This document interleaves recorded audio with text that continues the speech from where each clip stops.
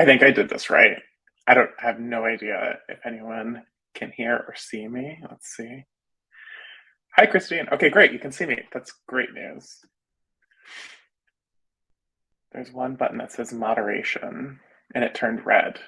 Is that a bad thing? Is that a good thing, Christine? Am I supposed to see that? Oh, okay. Thank you. Great. I'm just going to click out of it then. How is everyone? How's it going?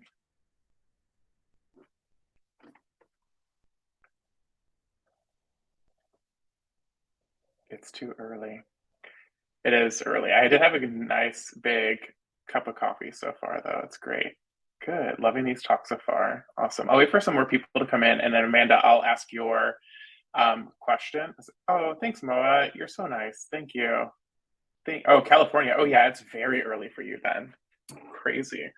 Um, okay. Amanda asked a really great question in the talk itself, which at the end I pulled out a giant basically giant Tupperware from the Container Store for my evacuation plan, and she asked like how many crabs could fit in that comfortably. Again, I hate to like give like strict guidance. I don't want people to like take my word and just like say that's the only way to do things.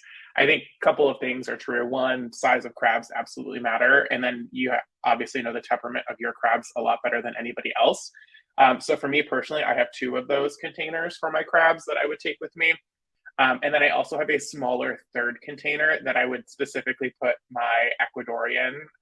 He's pretty famous now in the group. His name or her name is Arnold, um, and she's just a little cranky little girl, and she would get her own little retreat so that she doesn't harass the other crabs in a smaller area where she's probably a little bit more stressed out than usual. So yeah, I have 18 crabs. I would have the two big containers plus the one for Arnold specifically, so Arnold doesn't cause and wreak havoc among the other crabs because she absolutely will if she's stressed out in any way. She's a very particular girl. I have four tanks and I would worry. Yeah, Amanda, I think in that I would like probably say like you should have like one container for each of your tanks. To be honest, I think throwing new crabs in the middle of it would be very stressful. I would definitely say you should have like an evacuation plan for each of your tanks and keep the colonies together. Make it as less stressful as possible for the crabs, in my opinion. I think evacuating is obviously going to be a lot of stress if you ever have to do that. And I think the least stressful way to do it is the best way.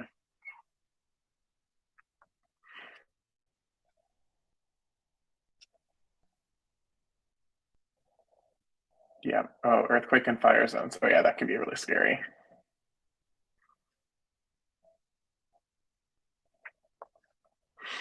It's funny, like in Florida, I'm totally fine with the hurricane thing.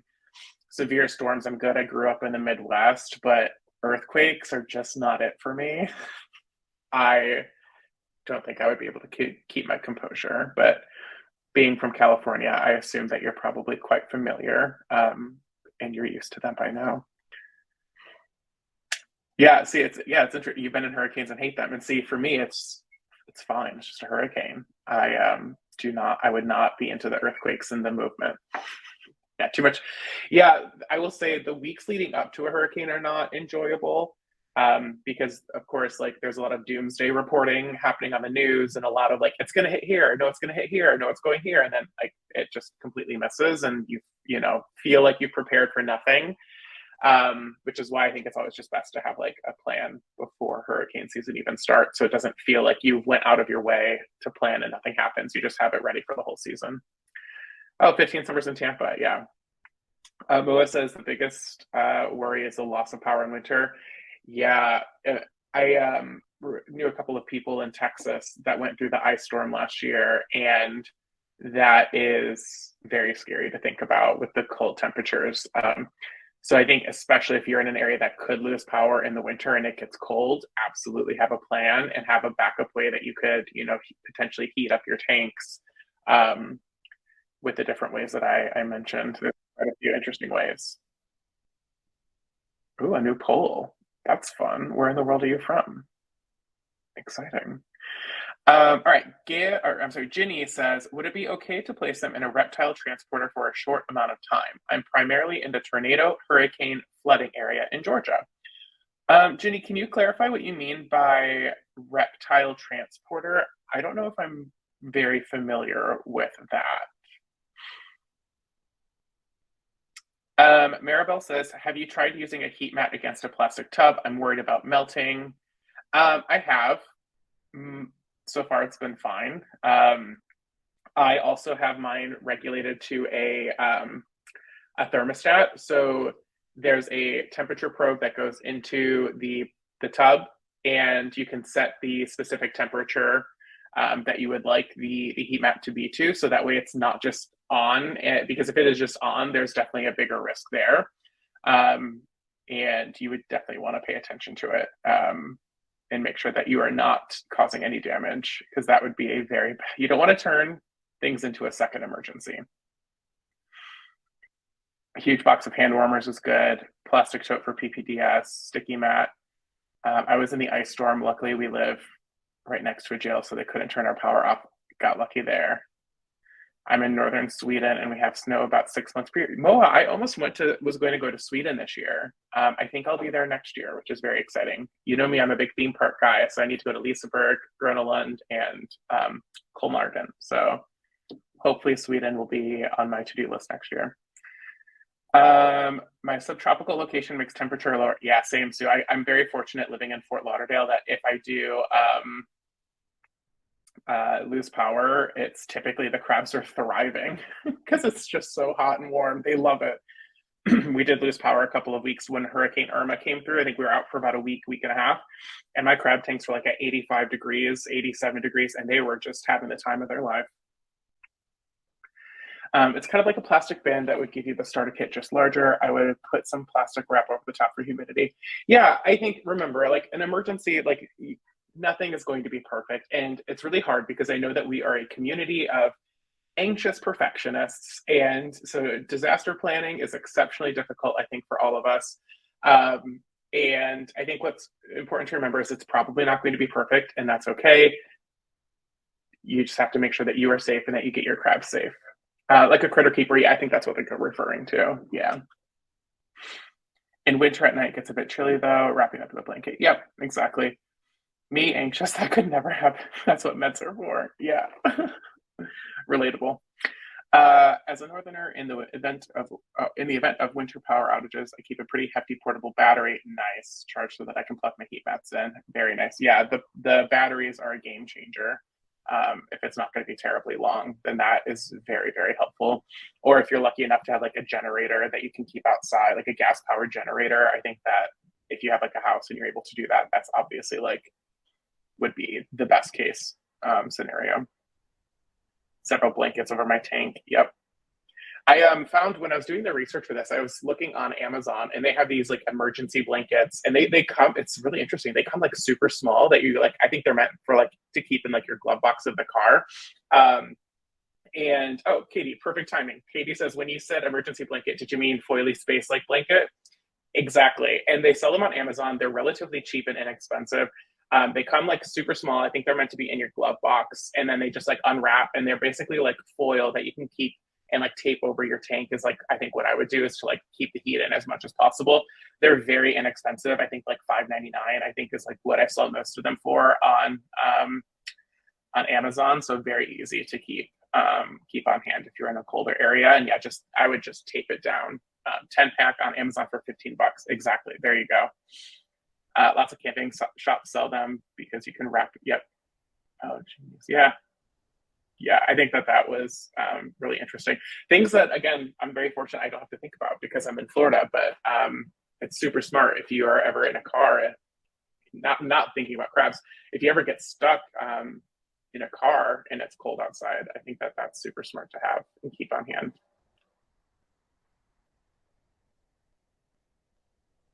Let's see.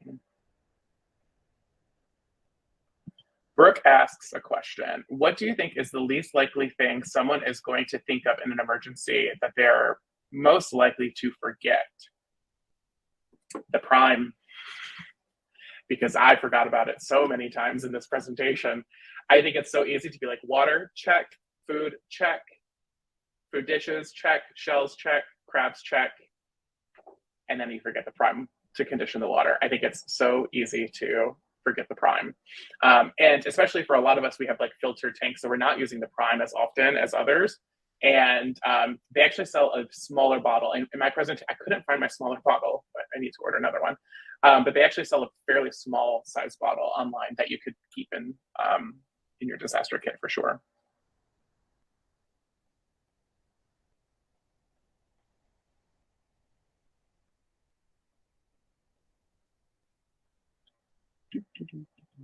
Sub. Um, so was that you were saying that that's like what you would be likely to forget, or was that a question about sub? Oh, what do you use for sub? Oh, perfect. So I actually have a spare 50-pound bag of sand, play sand.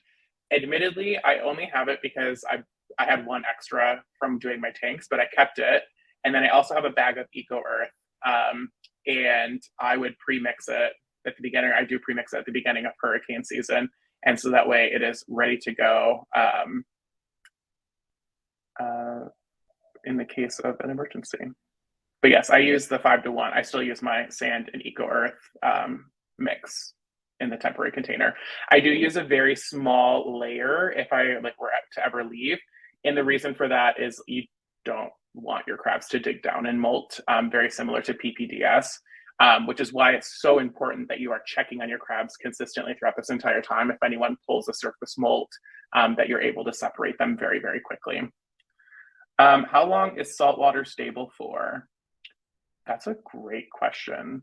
I'm not entirely sure. I know that the prime needs to be added like every 24 hours, but I don't know if the salt water, I mean, I have a salinity,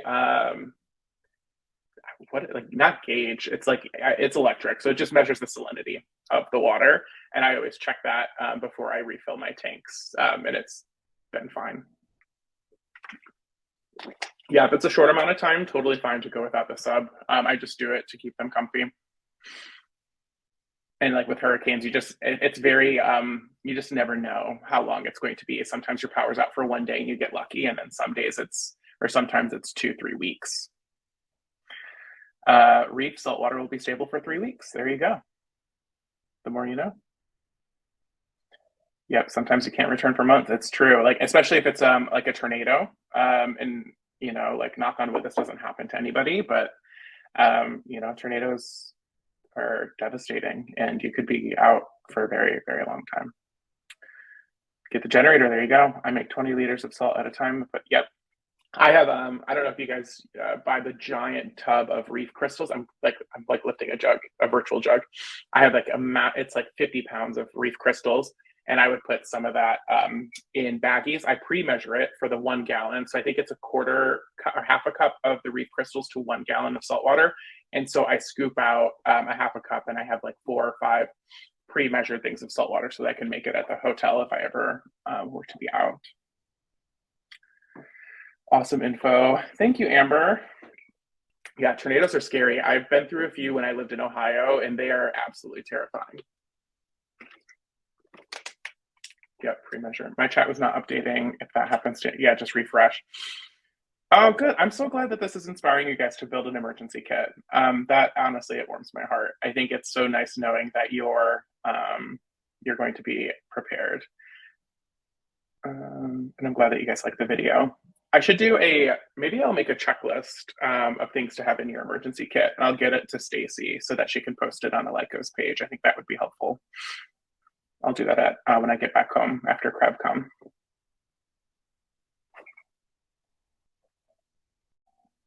You're welcome. Thanks, Brianna. A checklist would be helpful. Okay, good. Yeah, I'll put that on my to-do list. I could definitely make that happen.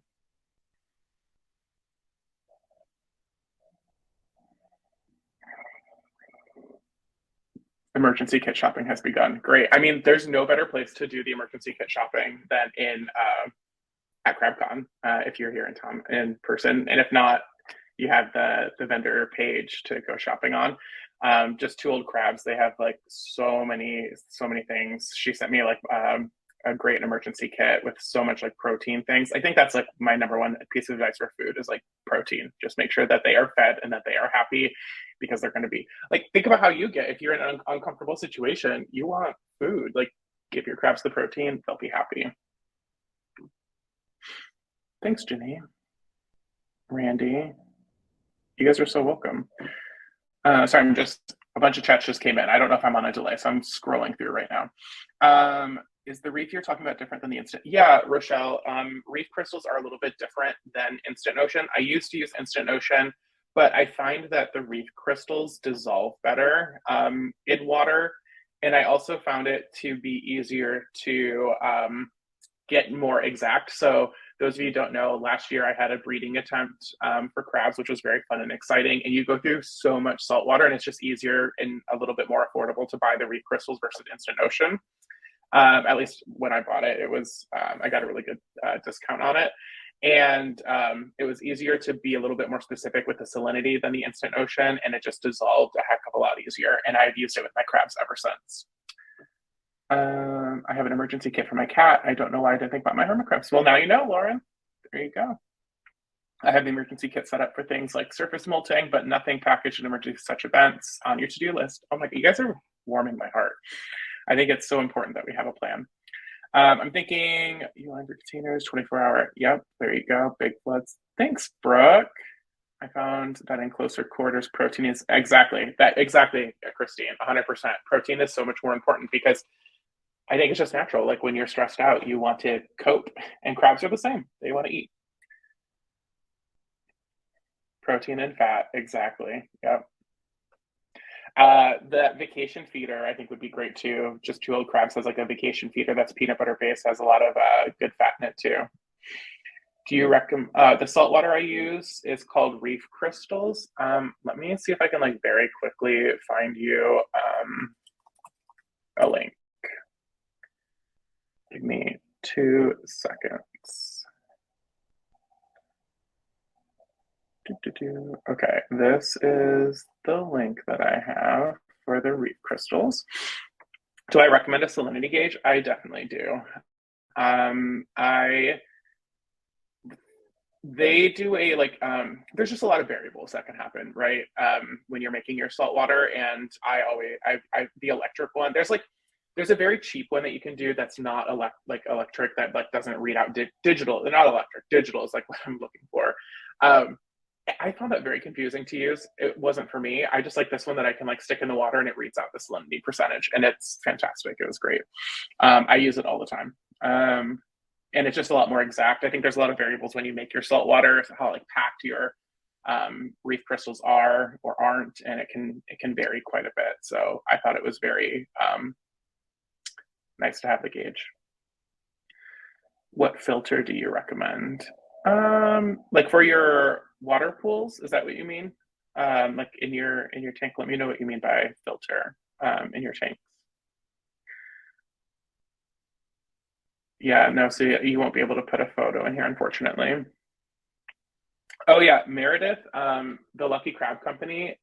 This would be a great thing to keep in your emergency kit, by the way. She has like a tri feeder, and it's like a 3-in-1 feeder that you could load up, and it's good for a very long time. You could do like worm castings, calcium mix, and then a green sand.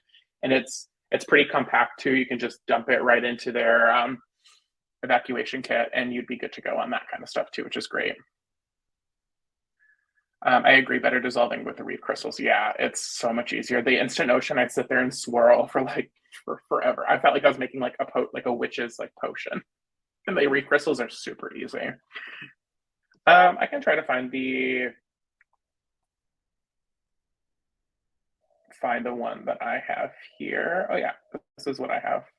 Let me get the link.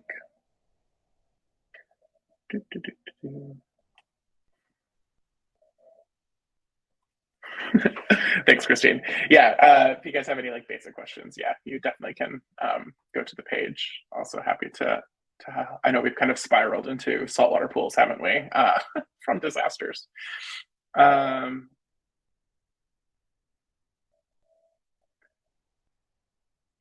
reef crystals with that one, but I'm glad I could help you guys. Yeah, the reef crystals are really nice. They dissolve really easy. So if you're on the go, I think it makes it much, much easier. Yeah, you're so welcome, Ginny. What else do you guys want to know about any disaster prep? I know it looks like a lot of you guys are inspired to build your own emergency kit, so I'm glad to see it. You guys will have to post some pictures on the Lycos page of your disaster kits. And I think that this would be a really good talk just for everyone to hear, whether they did CrabCon or not, just to help keep as many crabs safe as possible and just make sure that everybody has a plan. So definitely post your emergency kits in the Lycos page once you create them.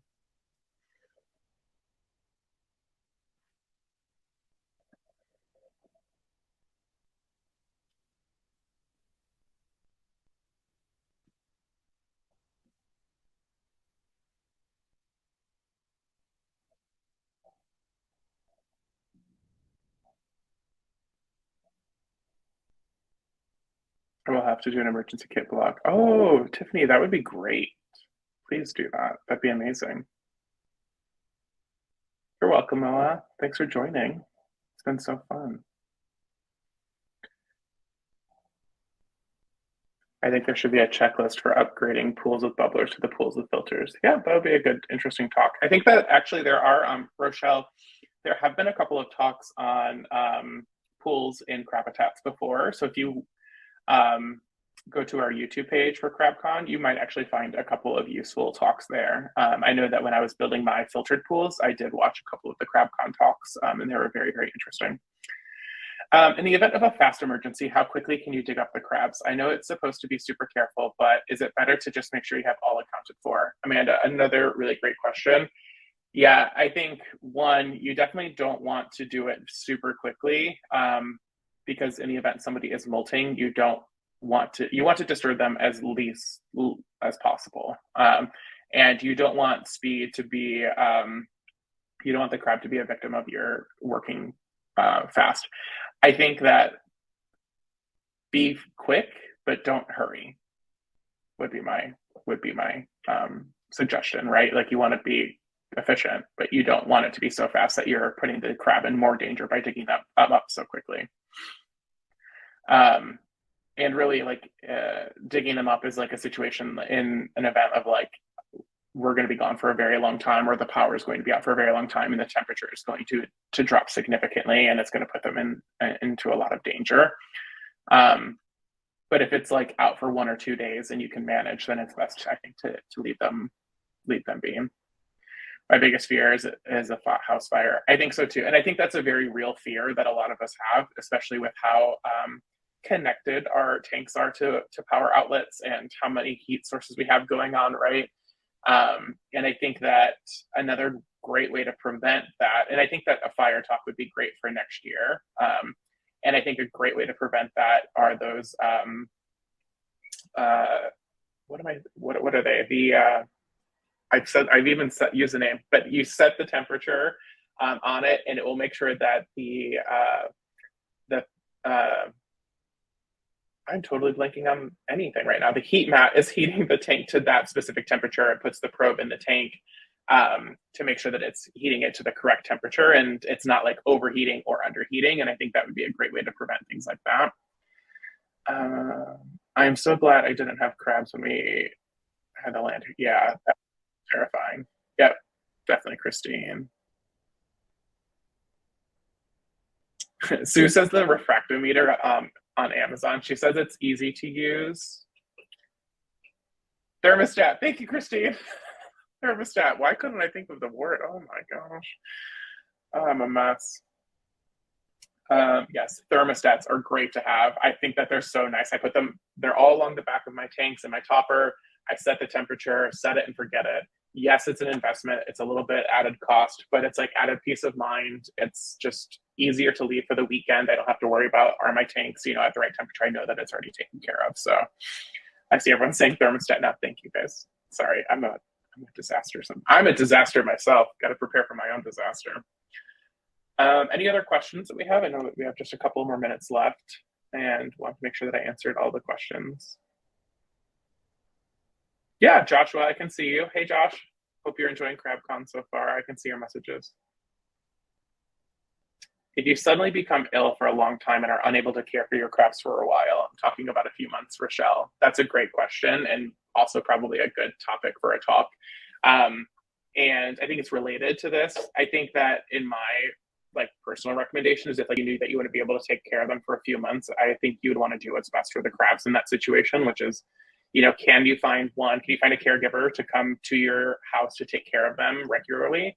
And then if not, it might just be the best case is to adopt them out to somebody who would be able to take care of them during that time. And you can definitely work with them in an arrangement on if you get better, maybe you adopt them back or, they take care of them long term, something for you to think about. But yeah, I think that if I knew it was going to be a long time for an illness, I think I would probably want what's best for my crabs and to make sure that somebody was able to take care of them and probably adopt them out. Can I add that emergency instructions in my kit help peace of mind for the event? Yes, absolutely. Thank you, Katie. That's really great. What is the best thermostat to use and how do you get them to stick to the walls? So the great news is, so there's lots of thermostat options. And I think they all work just relatively the same. I don't think I have like a best one. I actually have mine nailed into the wall behind the tanks. So the probe is like just what goes in the tank and the thermostat actually sits outside of the tank. Inkbird thermostat, there you go. Yeah, the thermostat doesn't go in the tank and it doesn't like stick to the walls. It actually goes on the outside of the tank. What if there aren't any adopters in my area? I would still probably get in touch with the Lycos adopter, like the adoptee list through Lycos, and they should be able to coordinate something for you. We can always put out a message that we need adopters in a specific area for sure. Mm-hmm. Yeah, Rochelle, there are times that we've rescued people from out of state. I live in North Dakota. Well, yeah, it's a pretty remote location, but yeah, send a message to one of the on the Lycos page, and I'm sure they can work with you. I'm using my broken phone. That's okay. Oh no. Well, I hope it doesn't burn your hand.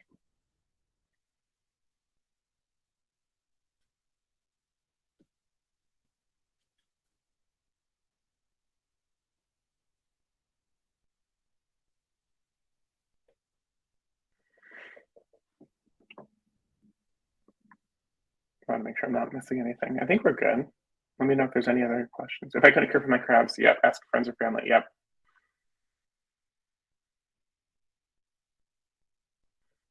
Yeah, Stacy and I were actually talking about this morning about how nice it is to have like the thermostats with the filtered pools, and it is an investment. It absolutely is, but it is, I think, very much worth it at the end. There you go. Thanks, Tammy. Yeah, if you are looking, Rochelle, there you go. That's the best email. Makes so much easier long term. They do. It is an investment to get the filtered pools, to get the thermostats and everything. But I do think it is worthwhile because it's a much more self-sustaining and easier to maintain long term. Ooh, Brooke, good advice there for Josh. Thank you.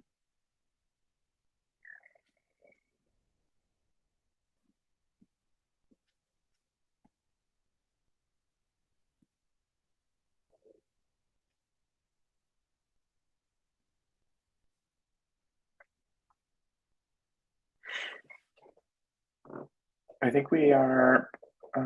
No, that's okay, Sue. You're totally welcome to. It's all good. As long as we're talking about for the betterment of the crabs, that's what really matters.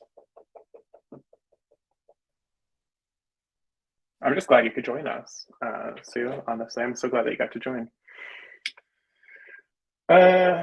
Josh, did you get my message I sent last night? I haven't checked my messages lately, Josh. Sorry, it's been a little busy, but I'll try to take a look today. Oh, you're welcome, Jessica. Ooh, who would be more likely to survive an emergency, larger crabs or babies? Interesting question. There's been a lot of discussion on if the babies are a little bit more resilient. I think Mary has talked about that in a couple of different posts, which I find to be really interesting.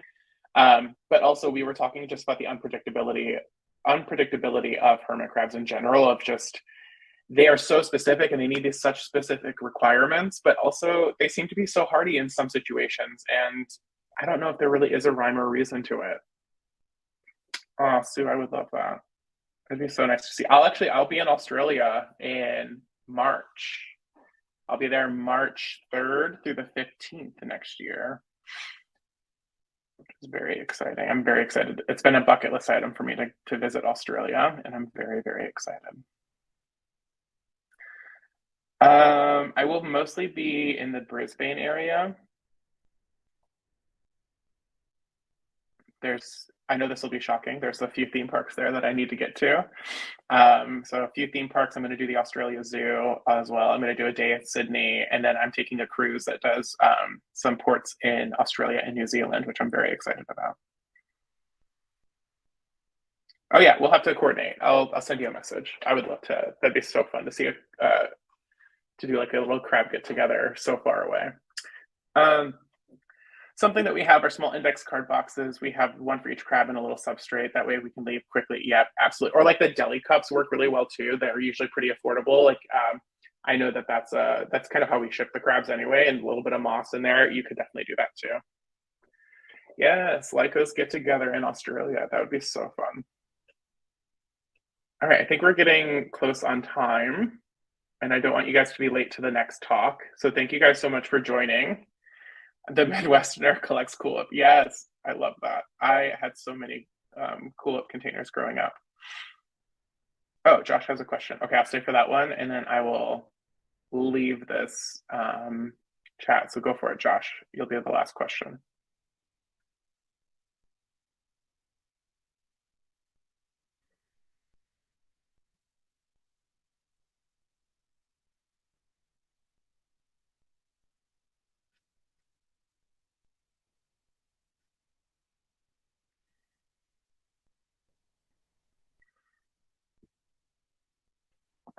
Awkward silence.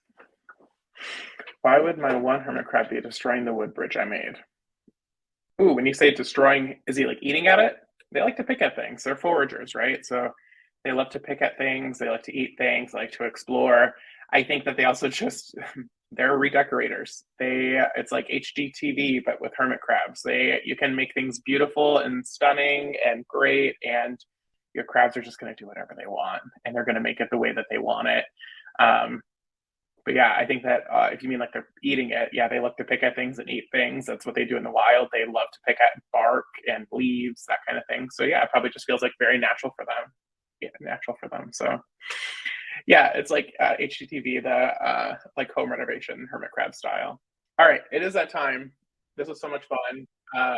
Yeah, it's enrichment. Exactly, Megan. Thanks, guys, for joining this talk. I hope you guys enjoy the rest of the talks, and I will see you guys. If you're in person, I'll be back later this afternoon, and if not, I will catch you guys around for the big jackpot giveaway tomorrow. Bye, guys.